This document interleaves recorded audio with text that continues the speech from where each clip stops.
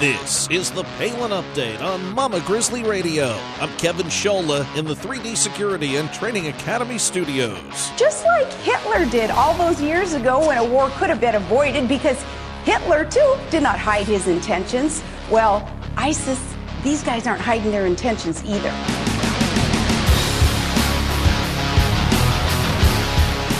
ISIS supporters now attempting to bring their attacks here. Earlier this month, two gunmen approached the Curtis Colwell Center in Garland, Texas, and began firing. Thankfully, their attack was cut down by good guys with guns. But with gun grabbers prevalent in much of the country, what will happen when an attack is tried outside of Texas? Here to discuss that and much more today, Second Amendment champion and NRA-certified instructor Jan Morgan. Todd and Sarah Palin attend a SEAL NSW Family Foundation fundraiser aboard the historic USS Iowa. A brand new installment of Liberty and Legacy with Tamara Colbert is on the way from Texas. And just ahead, our latest edition of Steel Resolve with Sarah Steelman in Missouri. Welcome to the Palin Update on Mama Grizzly Radio. The Palin Update is sponsored by 3D Security and Training Academy. Learn more at 3dsta.com. Two gunmen were killed after they opened fire outside a contest for a cartoon depiction of Muhammad in Garland, Texas. The two drove up to the Curtis Colwell Center, which was hosting the Muhammad art exhibit, when they opened fire at a security officer, but their attempts were foiled as they were both taken out by good guys with guns. Now in the aftermath, Pam Geller, the organizer of the event, has received death threats. We want to talk about this and much more with our special guest today. She is a fighter for our precious Second Amendment, a shooting instructor, a journalist, a great American, and she's here with us today. Jan Morgan, welcome to the Palin Update on Mama Grizzly Radio. How are you? Oh, awesome. Thanks for having me on. Well, thanks so much for being with us. And, you know, we wanted to have you on a while back, but now certainly a topical issue to talk to someone like you about this whole situation that went down in Garland, Texas. We had some of our friends involved in this with Pamela Geller and also Katrina Pearson and others that were there, and some of the Breitbart staff. I mean, just an incredible, crazy situation that came out, for the good guys, though, being in Texas. Let me ask you this, your thoughts. I mean, you look at what happened overseas at the Hedbo complex compared to what happened in Garland. Right. You look at Texas, make no mistake that the gun laws there helped the outcome of this. Absolutely. But, that's just a fact anywhere. And thank goodness there were armed people there prepared to handle the situation. But, yes, the Second Amendment is alive and well in Texas, and that was proven in this particular case.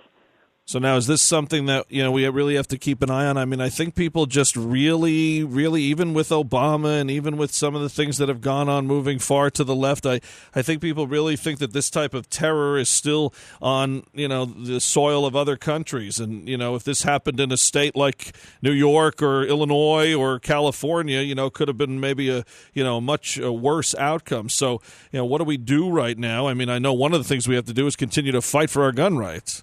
Right. Not only fight for our gun rights, we need to continue to stand up and make sure that the people that we elect to represent us are people who are no-compromise Second Amendment activists, number one. Number two, we need to not only make sure that the people we elect will fight for us and not pass further anti-gun legislation, but we also need to be about the process of eliminating and repealing gun control laws that are on the books that are absolutely stripping American citizens of their Second Amendment rights. We mentioned Pamela Geller, who's received death threats before this incident as well, but certainly right after this incident. And, you're no stranger to threats either. How do you deal with things like this, and what are your thoughts on Geller? I absolutely love Pamela Geller. I admire and respect the woman for standing up and for putting her life on the line, literally, in order to fight civilization jihad in this country, which is a greater threat to America than actual physical acts of jihad. Civilization jihad is a serious threat to this country, and ask a Muslim like Nani Darwish, who was a Muslim the first 30 years of her life. She, as well as Dr. Zuhdi Jasser, who is also a Muslim, both of those people will tell you, as Muslims, we have got to stand against. They are trying to fight civilization jihad, but they can't get the support of fellow Muslims around the country. Unfortunately, it's for a Muslim to stand against jihad is actually standing against the preaching of their Quran. And you know the results of that. You're not allowed to speak out against anything that Muhammad said or did, or it's a death sentence. So that is problematic. But about the death threat issue regarding me, obviously I'm not a Muslim, but I did study the Quran for 12 years. After 9/11, I wanted to know, who are these people? Why are they doing this? So I studied the Quran. I read it cover to cover, and there are 109-plus verses in there that dictate hate, murder, and terror against all human beings who refuse to submit or convert to Islam. That is the root of the problem, not only in America but around the world. And until we address that realistically, which means you can't look at it and say, well, the people committing these acts of terror are radicals or extremists. No, they're not. They're devout Muslims simply following those dictates in their Quran. So we've got to address that issue. But number two, yes, I've had my life threatened repeatedly for the past 5 years, ever since I started speaking out publicly against the Islamization of this country and trying to teach people the truth about Islam and the plans of the Muslim Brotherhood, the documented plan for the destruction of this country from within that our own FBI discovered.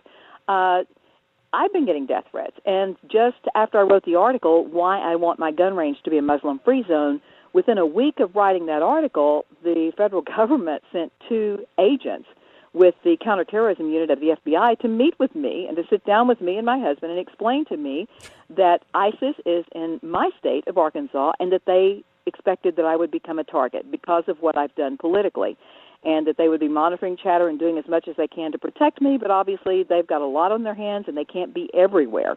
So, when the counterterrorism unit of the FBI wants to meet with you personally and tells you you're going to be a target of ISIS and really, you need to understand what that means and take extra security precautions, then, yeah, it brings the whole situation to a different level. However, I did not back off. I will not back off. And, in fact, I've been taunting ISIS just a little bit on my social media pages, if you see it. So in the same way that Pamela Geller has, which some people would call provocative. But you know what? Here's the thing about what Pamela Geller did. All free speech needs to be protected. That's what the First Amendment is about. The First Amendment isn't about just protecting popular free speech. It's to protect all free speech.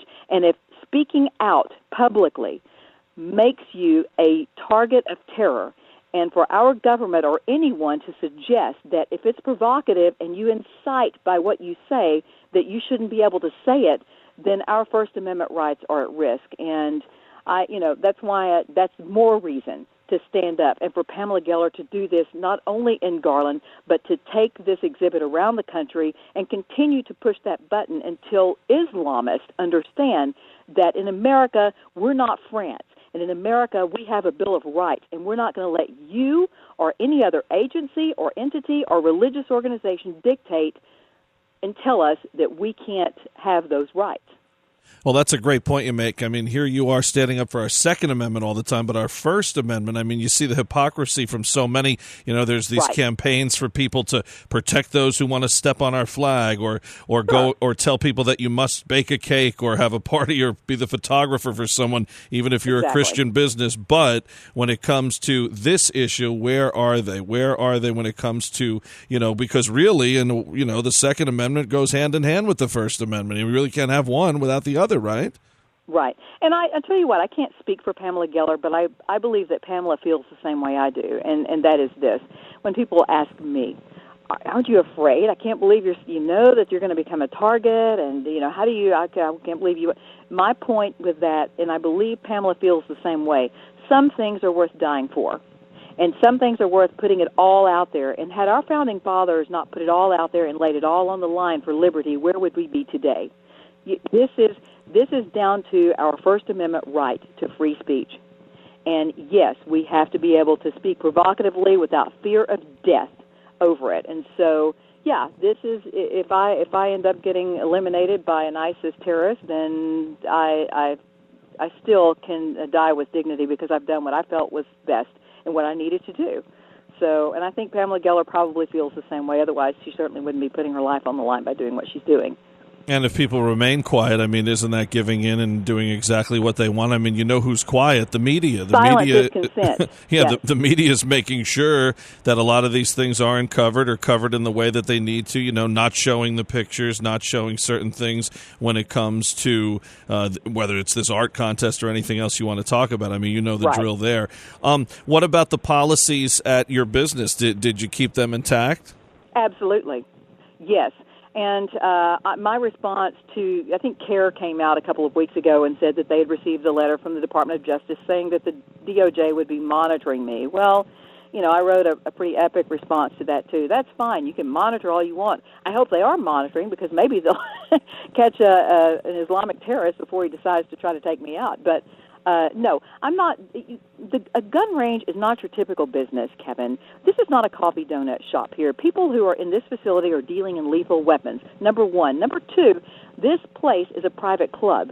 Private clubs are not subject to the Civil Rights Act of 1964. Private clubs, that's in the Civil Rights Act of 1964. Private clubs can decide who they do and do not want to be members, and they don't have to give a reason for not allowing someone to shoot here. And my position is, yes, I know that not all Muslims are terrorists. I know that not all Muslims in America have an intention to create or to commit terroristic acts. However, if you are an adult, I hold you accountable for the religion you align yourself with. And if you choose to align yourself with a holy book that commands you 109 times to hate, murder, and terrorize people who are not Muslim, then I have no way of knowing which Muslims are going to be devout and which ones are not. And therefore, I have to say, you know what, if you're going to align yourself with that ideology, then you just need to shoot somewhere else. Because I can't have you shooting within 2 feet of someone that you're commanded to kill. I'm not going to hand a loaded gun to someone who aligns himself with an ideology that says I have no right to live. So, yeah, I'm going to continue to do what I'm doing, and I will close my doors and shut down this business before I will compromise. It's not worth it. I'm responsible for the safety and security of the people who come in this facility to shoot. You mentioned earlier that one of the top things we need to do as far as our Second Amendment is elect people who actually believe in it and stand up for it. Absolutely. What do you make of some of these presidential candidates or potential ones, some admitting they don't even own a gun? And we're talking about Republicans. Yes, exactly. Well, I can tell you this. I know Ted Cruz. I was one of the first media people to actually mediate or monitor a debate. I was on the media panel for a debate when he was running for Senate. And, of course, I grilled him on the Second Amendment. And I know that he is solid, absolutely solid. Dr. Ben Carson is a great guy. I love that man. But he made some mistakes regarding the AR-15 and some comments that he made, and I would like a chance to talk with him. I think he just didn't know any better. But, the bottom line is if you're running for President of the United States, you need to know better. You need to understand. And I'm looking for a no-compromise leader on the Second Amendment issue. See, Kevin, I don't even support background checks. As far as the gun issue goes, you've got the left, you've got the right, and then a little further right you have the NRA, but then way over in the very far right corner with the Founding Fathers is Jan Morgan. Mm-hmm. Yeah. So I believe that the founders, if they wanted to put exceptions, they would have put exceptions. I have a book about all the drafts they made on the Second Amendment. It's pretty fascinating reading if you haven't had the chance to see that.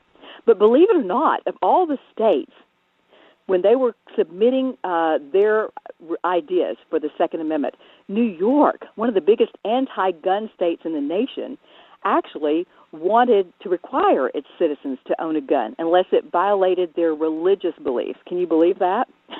So, of course, they didn't add that into the Second Amendment, but the state of New York was extremely pro-gun rights in the earliest stages of our nation and just changed, I guess, somewhere along the way.